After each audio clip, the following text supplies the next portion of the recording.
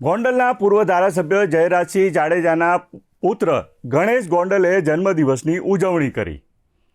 જન્મદિવસ નિમિત્તે રોજગાર મેળાનું આયોજન કરીને 1500 જેટલા યુવાનોને રોજગારી આપ્યાનો દાવો કર્યો। જો કે જન્મદિવસની ઉજવણીમાં ચર્ચાનો વિષય રહ્યો તેની સામે ફરિયાદ કરનાર રાજુ સોલંકીની હાજરીનો। સમાધાન બાદ પ્રથમ વખત હાજર રહેલા રાજુ સોલંકીએ કેટલાક ખુલાસા પણ કર્યા। તેને આંદોલનમાં સમર્થન આપનાર દલિત આગેવાનો વિશે પણ કેટલાક નિવેદન કર્યા। શું નિવેદન કર્યું આવો જોઈએ આ બેનિફિટ ન્યૂઝના વિડીયોમાં।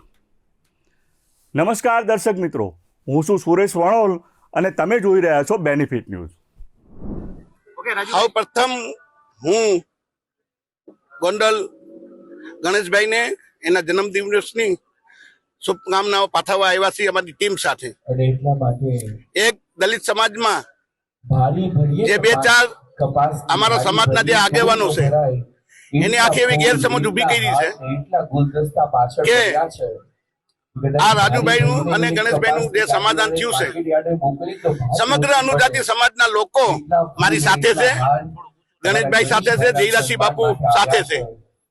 આ જુનાગઢ જિલ્લાના અનુજાતિ સમાજના પ્રમુખ વતી હું અને અમારી આખી ટીમ માણાવદર તાલુકો, મારિયા તાલુકો, વિસાવદર તાલુકો, ભેસાણ તાલુકો અને અમારા જુનાગઢ તાલુકાના લોકો અમે અહીંયા ગણેશભાઈને એના જન્મદિનની શુભકામનાઓ આપવા આવ્યા છીએ।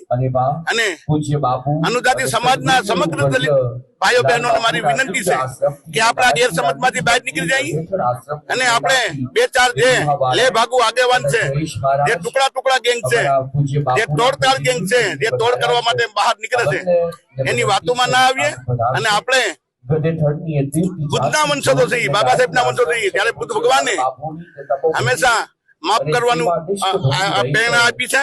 એટલે હું બુદ્ધના વંશ તરીકે જયરાજસિંહ બાપુ ને ગણેશ બાપુને હું માફ કરું છું। એ ઓડિયા છે જે તે સમયના ઓછામાં ઓછા 2-3 મહિના પહેલાના મારા ઓડિયા છે। અને જયારે હું અને મારો પરિવાર સેફ ના હોય તો અમે સમાજ સેવા કેવી રીતના કરી શકીએ? એક ભાઈએ મારો જે 10 કરોડ રૂપિયાનો વિડીયો મૂક્યો છે એને મેં કીધું કે હા ભાઈ હાલ સમાધાન નથી કરવું, તું 10 કરોડ રૂપિયા દેવા રીતે એટલે આપણે સમાધાન નથી કરવું, પણ મારી સમાજ જયારે મારો પરિવાર સેફ ના હોય, હું સેફ ના હોય તો મારો સમાજ કેવી રીતના સેફ રહે? કે મારો પરિવાર સેફ તો હું સેફ।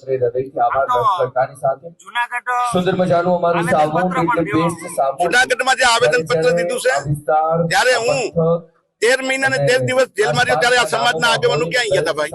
ત્યારે કેમ મેદાનમાં ના નીકળ્યા? ત્યારે કેમ અમને મદદ કરવામાં ના આવી? પણ એને ક્યાંક ને ક્યાંક પૈસાનો તોડ કરવા માટે જયરાજસિંહ બાપુ ઉપર અને ગણેશ બાપુ ઉપર જે દબાણ કરવામાં આવે છે ખોટું છે। હું જયરાજસિંહ બાપુ એને અમે અને આખો અમારો સમાજ એની સાથે થઈ। જયરાજસિંહ બાપુ ને ગણેશ બાપુ ને કઈ મૂંઝાવાની જરૂર નથી।